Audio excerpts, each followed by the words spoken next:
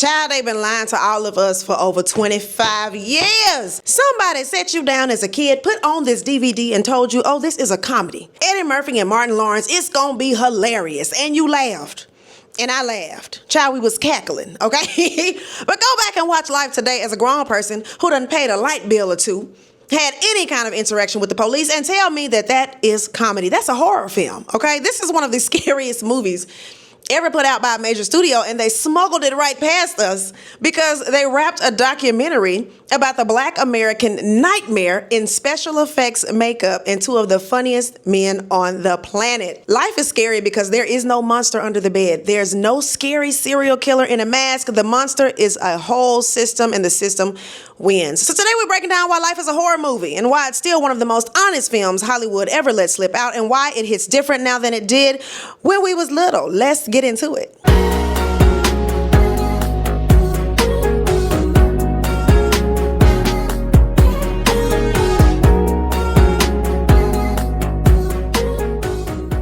What's up, everybody? It's your girl Indescribable, aka Geraldine Lake, and I'm back with another movie breakdown. Now, here's the trick that the movie Life plays on you. Every horror movie needs you to feel safe first, so the scare lands harder. Life does that with the casting. You see Eddie, you see Martin, you see Bernie Mac, your brain goes, oh, we finna have a good time, so you drop your guard down. And then the movie spends 2 hours doing the thing horror does best, which is take away every single exit until there's literally nowhere left to run. Think about it, okay? Think about it like a haunted house. In a haunted house, the walls close in. In Life, there are no walls. That's the point, okay? Parchment Farm, the prison camp they get sent to, has no fences. None. You cross what they call the gun line, and a man with a rifle will drop you right where you stand. We ain't got no fences here at Camp 8. We don't need no fences. We got us the gun line. Tell them about the gun line, boss. So the whole prison is an open field and a threat. And that's scarier than any wall you could ever climb. And you can't outrun a bullet. Y'all, that is a slasher movie. The field is the killer. Every day you wake up inside the scene where somebody about to die, and it might be you. They aged Marty and Eddie 60 years in that field on purpose. So you sit there and watch a man's entire life get eaten alive one day at a time. That's the scariest special effect in the movie, and it won an Oscar nomination for makeup while everybody thought they was watching a regular knee slapper, okay? Now, let's name the monster, because the monster got a badge, and most times it does.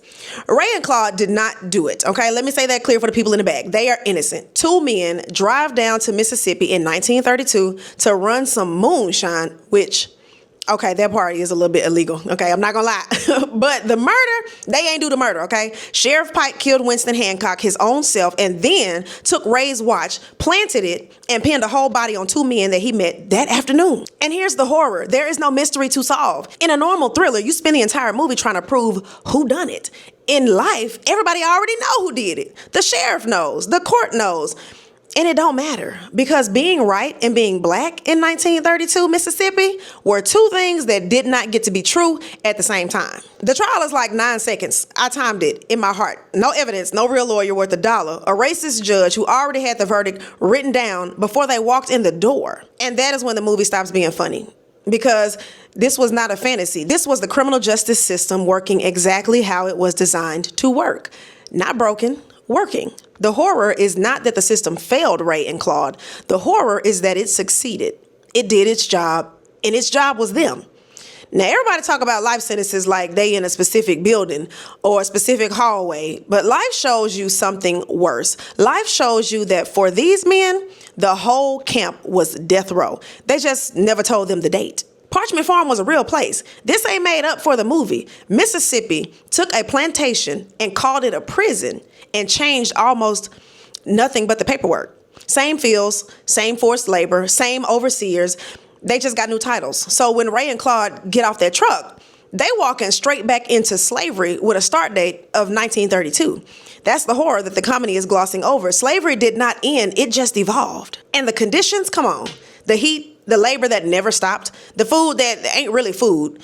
Grown men worked till their bodies gave out, buried right there on the property, no headstone, no phone call home. When you die in that camp, you just become part of the field. And that's why the movie opens up at their funeral. The land keeps you. Now let's talk about that gun line one more time, because it is the death row of the whole thing. There is no judge who sentenced you to die. There's just a line you can't see and a bootlicker, okay, who been told he's not gonna get in trouble for shooting you. Every man in that camp is one bad step away from execution every single day, with no trial, no appeal, no last meal. That's death row with the paperwork removed, so nobody ever has to feel bad about it. And they still made jokes in that field. That's not the movie being silly. That's the truth about how our people have survived the unsurvivable. You laugh so the fear doesn't take the last thing that you own, which respectfully is the blackest thing about the entire film. Okay, now Hoppin' Bob, we got to talk about Hoppin' Bob. He's literally a prisoner, okay? He's one of them. He got the same skin, the same sentence, the same field. But Hoppin' Bob got handed a little gun and a little title and a little bit of the boss man's attention, and that little bit rewired his whole brain. He became a trustee, which is a fancy prison word for an inmate the guards use to control other inmates so they don't have to get their own hands dirty. Now, Hoppin' Bob is the Uncle Tom of the whole camp, and the scariest part is he really thought he was different. He thought the badge made him separate. He thought because he was the teacher's pet, that the teacher saw him as an actual person. He looked at Ray and Claude like they were beneath him. When the truth is, he was in the exact same cage. He was just holding the guard's keys and calling it a promotion. And this is the genius of the character. And I need y'all to catch this part, because the movie is smarter than it gets credit for. Hoppin' Bob is not just a cartoon. There is a moment that will break your heart when Biscuit runs to that gun line. Hoppin' Bob has the clear shot. He's supposed to pull the trigger, and he can't do it. He freezes. His hand won't move. And when another guard takes the shot instead, Hoppin' Bob just looks sick to his stomach. Oh, where you going, boy? Don't do that. Do it. Don't do that. Hold it right there. Don't do that. Oh, Biscuit. Come on, man. Biscuit. Man, over the line. Hey. Hey, come on, man. Shit. So the movie is telling you something deep. Even the teacher's pet has a limit. Even the man who sold out still got a piece of his soul left, and the system will use him right up until that line and then step over him to finish the job itself. Being the favorite did not save Hoppin' Bob. It just made him the tool. The horror of Hoppin' Bob is that selling your people out don't buy you freedom. It buys you a slightly nicer seat at that racist ass table. And speaking of the system feeding you scraps and telling you it's a feast, let's talk about the pies. Them whites only pies, even in a prison, even after they done took your freedom, your name, your years, and your future, they still made sure you knew the good pie was not for you. The nice slice, the real one that went to the white folks, you got what was left, if anything was left at all. And that is not about dessert. That's Jim Crow following these men all the way down to the last crumb of sugar on the plate. When a system will segregate a pie inside of a prison, it is telling you that the cruelty was never about safety or order. The cruelty was the whole point, and the system wanted you to taste that. Now, the next section is a hot topic, so let me do it right, okay? The movie shows you two very different truths about being a gay man in that camp, and it doesn't flinch on either one. You got Jangleg, Bernie Mac, rest in peace, who is a little predatory, okay? He looks at Claude and he decides that Claude that's going to be his boo, whether Claude got a vote or not. And the movie plays it for a laugh at first, Martin doing the most, backing away, cutting his eyes. But underneath the joke is a real horror that everybody who has thought about prison already knows about, and nobody wants to say it out loud. The threat of sexual violence is just part of the air in that camp. It's another wall in a place that supposedly has no walls. And then you got Biscuit, and Biscuit is a little different. Biscuit is softer and gentle, and he wouldn't hurt a fly, and he loved who he loved inside a place that had no room for tenderness at all. Biscuit is the heart of the camp, which is exactly why the movie does the cruelest thing it can do with him. Biscuit ran to that gun line on purpose. He chose it. He looked at the rest of his life outside that field, and he decided that the bullet was the best option. And that is the single most horror movie moment in the whole film. Just a good man deciding that death is the only door in the building that will actually open. Now, that's the scene that should have ended the "this is just a comedy" conversation forever.